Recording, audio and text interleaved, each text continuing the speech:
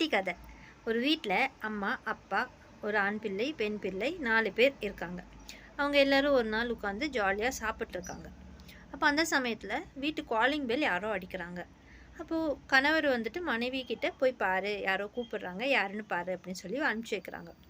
அப்போ இவங்க போன உடனே அங்கே வீட்டு கதவை திறக்கிறாங்க. வீட்டு வாசப்படியில் 3 பேர் நின்றுட்டுருக்காங்க. அப்போ இவங்க வந்துட்டு நீங்கள் யாருங்க அப்படின்னு கேட்குறாங்க.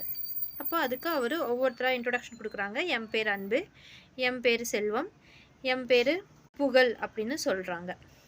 அப்புறம் சொல்லுங்கள் உங்களுக்கு என்ன வேணும் அப்படின்னு அந்த அம்மா கேட்குது.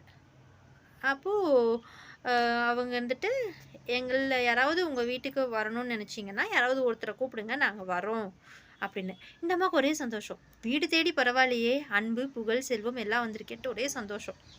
அப்புறம் அந்த அம்மா எனக்கு 3மே வேணும் அப்படின்னு சொல்ல.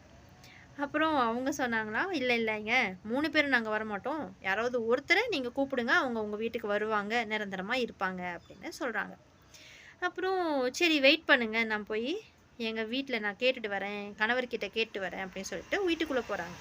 வீட்டுக்குள்ளே போனோடனே நடந்ததெல்லாம் சொல்கிறாங்க. இந்த மாதிரி வெளியில் அன்பு, புகழ், செல்வம் 3 பேர் வந்திருக்காங்க. யாரை கேட்குறோமோ அவங்க வந்து நிரந்தரமாக இங்கே தங்கிடுவாங்களாமா, யாரை நம்ம கூப்பிடலாம் அப்படின்னு சொல்லிட்டு. அப்போது அந்த வீட்டோட பெண் பிள்ளை சொல்கிறாங்களாம், அம்மா செல்வத்தை கூப்பிடுமா அப்படின்ட்டு. அந்த பையன் ஆண் பையன் சொல்கிறானா, அம்மா புகழை கூப்பிடுங்க அப்படின்னு.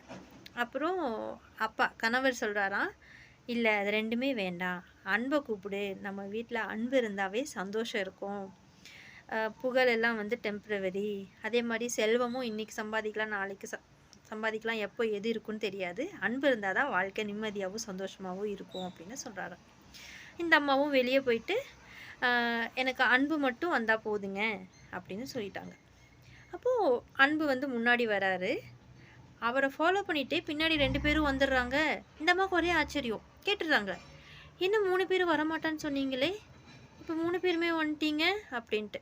அதுக்கு அந்த பெரியவர் சொல்கிறாராம், அன்பு எங்கே இருக்கோ அங்கே புகழும் செல்வமும் வெற்றியும் தன்னால் வந்துடும், அதை தேடி ஓட வேண்டாம் அப்படின்னு சொல்கிறாங்களாம்.